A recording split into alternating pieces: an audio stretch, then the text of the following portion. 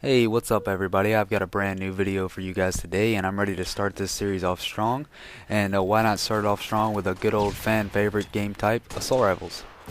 Okay, perhaps there's a little sarcasm there because I know that for many of you, Assault Rifles games are extremely annoying. For most of you, if a DMR variant pops up on the screen, it's going to have your vote probably 100% of the time. But what happens when the Assault Rifle variant is on the top and the other team just is dead set on Assault Rifles? I want to let you guys know that I'm the exact same way, or at least I used to be. Now with the new title update changes, including the 85% bloom being implemented into the doubles playlist, I think we're all being forced into a lot of Assault Rifles games.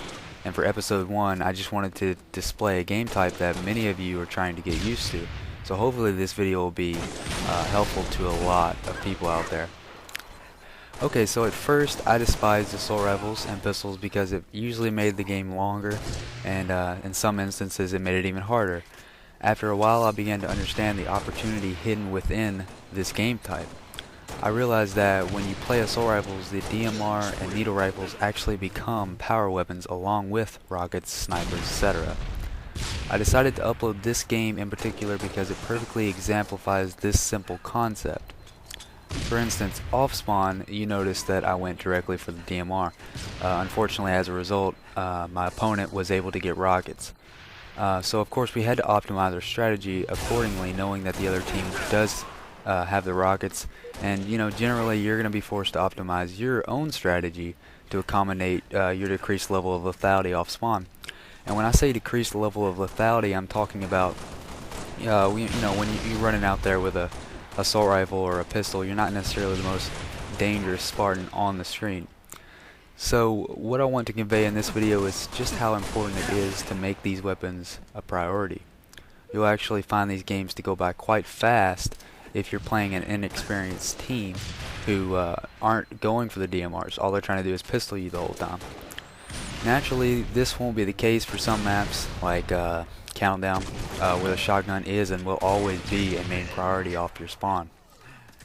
Furthermore, you'll notice sometimes I'll even go out of my way just to get a grenade like you just saw there. This is a type of mentality you will need to defeat an experienced double team in Assault Rifles. So now that I've talked a bit about how to dominate in Assault Rifles games, let's go ahead and kill two birds with one stone by talking about Dennis and I's strategy for this map Enclosed. Now most double teams that you talk to will almost always say that they don't have a specific strategy for each and every map. They will usually tell you that they simply let the power weapons dictate their movement and use teamwork and experience to outplay their opponents. Now this generally is the case for most teams. However, a lot of teams have start-off strategies for every map. I strongly suggest you go ahead and talk with your teammate and get something that will work for both of you and decide who is going to go for what power weapon off your initial spawn. Having a concrete start-off strategy is the key to obtaining power weapons in map control, and map control wins games. So now that we've got that mumbo jumbo out of the way, let's talk a little bit about Enclosed, which is the map we're playing on here for those of you who don't know. Enclosed is quite difficult to master because of how open it is. So if you push up too far without your teammate, there's a good chance the other team will spawn behind you, or spawn behind him or her.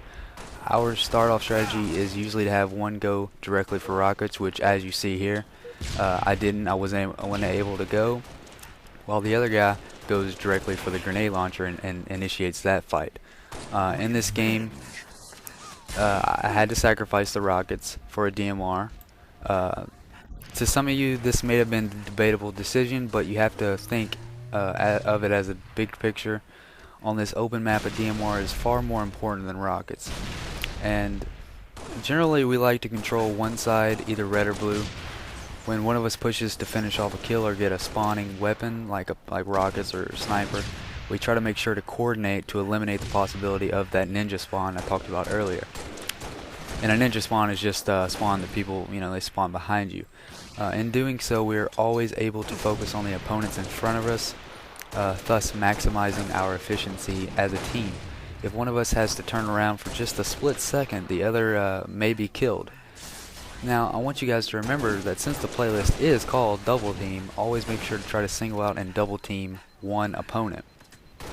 All you have to do is wait for them to make a mistake and overextend, and once he's gone, turn your attention to his teammate.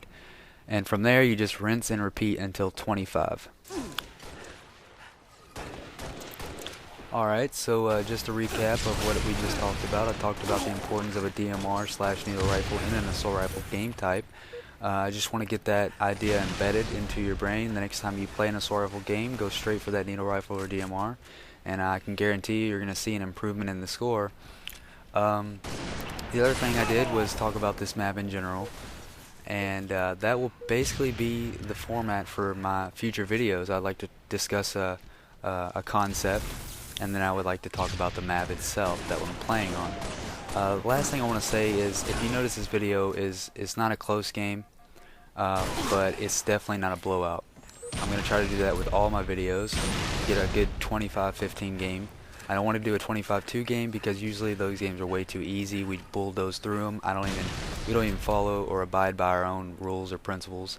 We hardly call out. We just kind of run towards them, and it's just too easy. So there's nothing to really show. I can't talk about anything. There's not many concepts present in those games. I won't be showing those games. But I definitely might put in a 25-24 game. I think that would be interesting to watch. But yeah, that's basically it, guys. Thanks for watching. Don't forget to like and subscribe, and I'll see you guys next time. Hopefully I'll have some better gameplay where I'm not missing snipe shots and missing DMR shots. So thank you guys for watching. The next video should be a DMR start, and I'll see you guys later.